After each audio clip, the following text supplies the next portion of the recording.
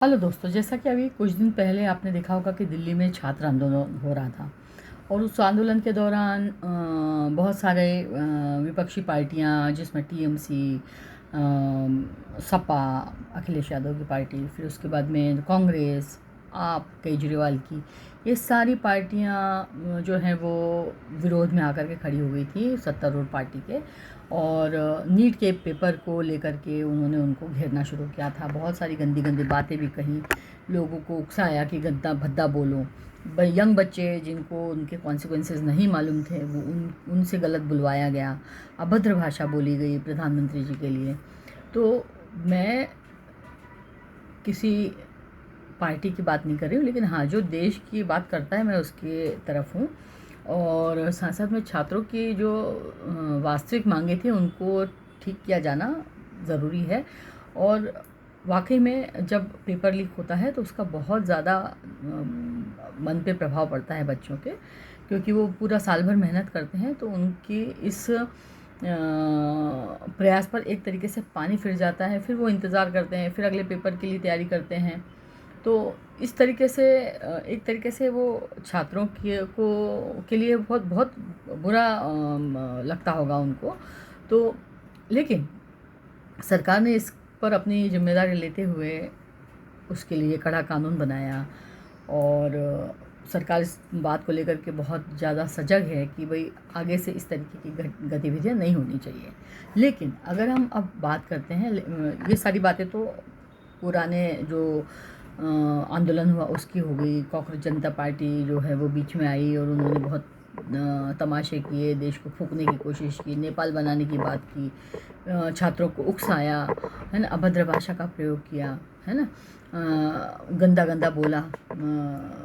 सम्माननीय जो बड़े हैं, उम्र में उम्र दराज लोग हैं, जो कि जिनके लिए कि इस तरीके की भाषा का प्रयोग नहीं होना चाहिए, वो सारे हथकंडे इन्होंने अपनाए। चलिए जाने दीजिए, कोई बात नहीं। सरकार ने उसको पॉजिटिवली लिया और उस पर एक्शन भी लिया। उन्होंने जो धर्मेंद्र प्रधान जो शिक्षा मंत्री थे उनसे भी इस्तीफ़ा मांगा, तो वो इस्तीफ़ा भी उनका हो गया। चलिए अब हम बात करते हैं कि झारखंड में भी सेम इसी तरीके का आंदोलन हो रहा है ना। तो उस पर सुविधाजनक मौन है विपक्ष का। तो ऐसा क्यों? तो झारखंड में प्रतियोगिता परीक्षाओं में धांधली और पेपर लीक के खिलाफ हजारों युवा जो हैं वो सड़कों पर हैं।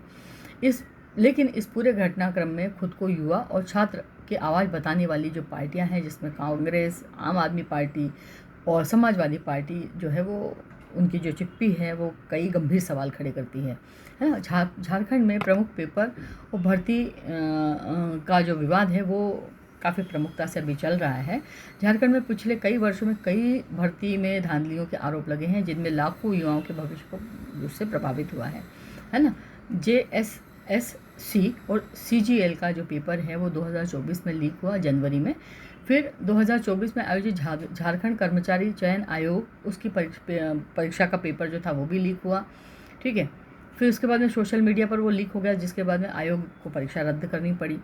JPSC का जो परीक्षा विवाद है वो झारखंड लोक सेवा आयोग कहा जाता है उसको, उसकी 7वीं, 10वीं और 11वीं की जो सिविल सेवा परीक्षाओं में लगातार अनियमितता, एक ही सेंटर में क्रमवार अभ्यर्थियों के पास होने और उत्तर कुंजी यानी आंसर शीट जो है, आंसर की जो है, उसमें भी गड़बड़ियों के गंभीर आरोप लगे। ठीक है। अब इंजीनियरिंग और तकनीकी जो परीक्षाएं होती हैं झारखंड में डिप्लोमा स्तर की, उनमें भी तकनीकी अभ्यर्थियों के पेपर लीक होने के कारण परीक्षाएं बार बार टालनी या रद्द करनी पड़ी। ठीक है। नियुक्तियों में देरी, भौतिक दक्षता और में अव्यवस्था, सिपाही भर्ती और अन्य परीक्षाओं में भी पारदर्शिता की कमी, प्रशासनिक विफलता के कारण छात्र लंबे समय से आंदोलन कर रहे हैं वहाँ के। लेकिन विपक्ष जो है उसका दोहरा चरित्र जो है, उस पर 3 बड़े सवाल खड़े होते हैं। तो पहला तो ये है कि चयनात्मक संवेदनशीलता है उनकी। अब जैसे विपक्षी दल उन राज्यों में तो सड़कों से लेकर के संसद तक हंगामा खड़ा करते हैं जहां विरोधी दल की सरकार है, लेकिन जहां अपनी या सहयोगी दल की सरकारें होती हैं वहां पर कांग्रेस या दूसरे अन्य दल जो है छात्रों पर लाठीचार्ज, पेपर लीक जैसे मामलों पर पूरी तरह से चुप्पी साध लेते हैं, सवालों से किनारा करते हैं। आज ही हुआ ऐसा कि संसद भवन के बाहर जब मीडिया ने प्रियंका गांधी से सवाल पूछा कि भाई झारखंड में भी छात्र जो है वो आंदोलन कर रहे हैं, तो उसके ऊपर आपका क्या कहना है? तो उन्होंने जो है उनकी सवालों को जो है वो अनसुना कर दिया और नज़रअंदाज करके वो गाड़ी में बैठ करके निकल गई। तो ये दिखाता है कि गठबंधन की नाकामियों पर जवाब देने से बचा जा रहा है। सहयोगी दल जो है इस मामले में मौन है। आप, सपा जैसी पार्टियां झारखंड के छात्रों में के साथ में हो रहे अन्याय पर पूरी तरह से खामोश हैं और राजनीतिक जो उनके राजनीतिक जो दोहरा चरित्र है उसको दिखाता है ना?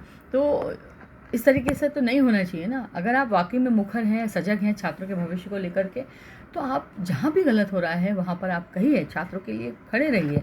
और ऐसा नहीं है कि वो आपके सहयोगी दल हैं तो आप उनके बारे में मौन धारण कर लेंगे और जो आपकी जिससे एंटी है या जो आपके विरोध में है उनके लिए आप आंदोलन खड़ा करके तमाशा खड़ा करेंगे और चिल्ला चिल्ला करके बताएंगे। ठीक है, तो छात्रों के भविष्य और रोजगार का मुद्दा जो है राजनीति की भीड़ नहीं चढ़ना चाहिए। जब राज्य में अपनी सरकार हो तो मौन धारण कर लेना और दूसरे राज्यों में आंदोलन का झंडा उठाना ये साबित करता है कि राजनीतिक दलों के लिए छात्रों का जो मुद्दा है केवल सत्ता की राजनीति का औजार है, ना कि कोई उनकी वास्तविक प्राथमिकता है ये।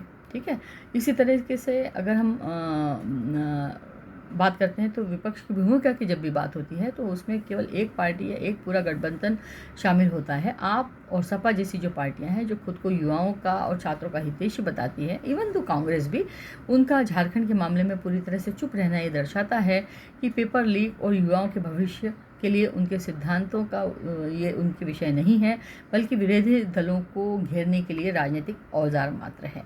तो ये उनका दोहरा चरित्र जो है वो आज के रवैये से उजागर हो गया कि वो किस तरीके से अपना छात्रों का जो भावनाएं हैं उनका इस्तेमाल करते हैं अपने विरोधियों के लिए। और जैसे उनके राज्यों में बात आती है या उनके सहयोगी दलों के बारे में बात आती है तो वो मौन धारण कर लेते हैं। तो सिलेक्टिव सब्जेक्ट है उनका ये। तो इसलिए छात्रों को थोड़ा सा सजग रहना चाहिए कि भाई हमको इस तरीके की हरकतों में इनके साथ में उलझ करके हमारा खुद का नुकसान नहीं करा लेना चाहिए। अभी जैसे कि सीजेपी में भी हुआ, अभी ये आंदोलन जो सीजेपी का था, कई छात्रों को उकसाया गया कि आप गंदा बोलिए, अभद्र भाषा बोलिए, गालियाँ दीजिए। और कई बच्चे जो थे जिनको मालूम नहीं था कि उसके क्या दुष्परिणाम हो सकते हैं, उन्होंने किया। लेकिन आज जो है कॉकरोच पार्टी या सपा या आप वाले जो है वो हाथ धोकर के बीच में से निकल गए और अब कॉन्सिक्वेंसेस किसको झेलना पड़ रहे हैं? उनको और उनके परिवारों को। तो जनता जो है वो तो नाराज़गी, अगर आप मोदी जी को चाहते हैं तो आप तो रिएक्ट करेंगे ना उस पर। तो आपको बहुत सारी अगर आप इस तरीके की हरकत करते हैं तो कई लोगों को घर छोड़ना पड़ा है, कई लोगों को सामने आकर के माफ़ीनामा करना पड़ा। तो कितनी गंदी, ऐसा काम क्यों करूँ कि जिसके लिए हमको शर्मिंदा होना पड़े, हमारे परिवार को शर्मिंदा होना पड़े, हमको माफ़िया मांगनी पड़े। तो इस तरीके की बातें नहीं करनी चाहिए और कोई भी सभ्य परिवार के बच्चे जो हैं इस तरीके की बातें नहीं करते हैं। बचना चाहिए इन सब चीज़ों से, कभी भी किसी भी क्या बोलते हैं विवाद में नहीं पड़ना चाहिए, क्योंकि उसके बहुत लंबे दूरगामी परिणाम होते हैं जो आपका भविष्य ख़राब कर सकते हैं। तो बस बच्चों, मेरी आपसे ये रिक्वेस्ट है कि इस तरीके के कुचक्र में या जाल में मत पड़िए। आप अपने पढ़ाई पर, अपने भविष्य को बनाने पर फोकस कीजिए। वही आपके काम आएगा, वही आपके परिवार के काम आएगा, उसी में आपकी उन्नति होगी। राजनीति में पढ़ के कभी किसी का भला नहीं हुआ है। और अगर राजनीति ही करना है तो फिर पूरी तरह से राजनीति में इन्वॉल्व हो जाइए, फिर पढ़ाई, परिवार सब एक तरफ छोड़ दीजिए। मोदी जी जो है आज राजनीति में उनके बारे में वो कहा जाता है कि वो ये आप वाले केजरीवाल जो हैं उनको भी बात करने की बिल्कुल तमीज़ नहीं है। वो बोलते हैं कि ये अनपढ़ है, ये फलाना। अरे 30 साल से ज़्यादा जिस व्यक्ति को मतलब 30 साल तो मैं कम बोल रही हूँ, 60 साल उस व्यक्ति को जो है वो राजनीति में हो चुके हैं। ठीक है ना, 10 साल के रहे होंगे, आज वो 17 साल के हैं, 75 के होंगे आई थिंक। तब से वो राजनीति में इन्वॉल्व हैं, है ना। संघ का काम किया उन्होंने और भी अपनी जनता पार्टी के लिए काम किया। तो उसका 3 टर्म तक वो मुख्यमंत्री रहे हैं, प्रशासनिक पद पर रहे हैं, गुजरात का प्रशासन संभाला उन्होंने। इसके बाद में वो आज 3 टर्म से केंद्र में हैं। और आपसे आपका घर नहीं संभलता है, वो पूरा देश संभाल रहा है व्यक्ति। ठीक है, और मुझे कांग्रेस के समय में हम सोना गिरवी करना पड़ा था। आज हमारे देश की कम से कम उतनी बुरी दुर्गति तो नहीं है, है ना। बहुत सारी चीज़ें सुधार की गई हैं और बहुत सारी चीज़ें सुधार की जाने लायक हैं अभी भी देश में, है ना। एकदम से आप बोलोगे रात मैजिक मिरेकल तो नहीं हो रहा है ना। हर चीज़ पैसा भी मांगती है, समय भी मांगती है, तो हमको थोड़ा सा समय देना चाहिए, हमको विश्वास करना चाहिए। और वो व्यक्ति, उसका ना परिवार है ना आगा पीछा है, आप वो भ्रष्टाचार किसके लिए करेगा। दूसरी बात, ये बार बार आरोप लगाते हैं अडानी अंबानी अडानी।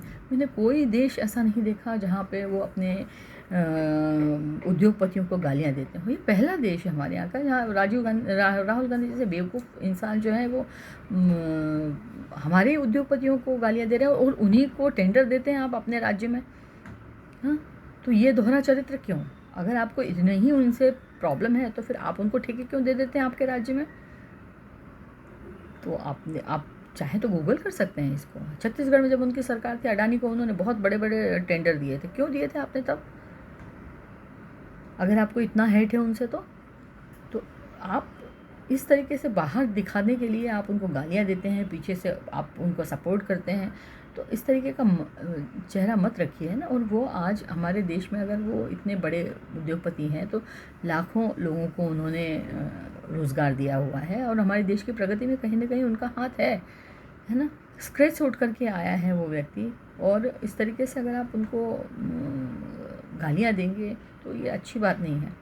हमारे उद्योगपतियों को हमको जो है वो सपोर्ट करना चाहिए, उनको उनकी अच्छी बातें हैं तो उनकी तारीफ़ करना चाहिए, ठीक है। और साथ साथ में लोगों को प्रोत्साहन देना चाहिए कि वो भी अपना खुद का व्यवसाय करें, नौकरियों के पीछे ना भागें, अपना खुद का खुद को इतना डेवलप करें कि वो 4 लोगों को नौकरी दे सकें, वो 10 लोगों को नौकरी दे सकें।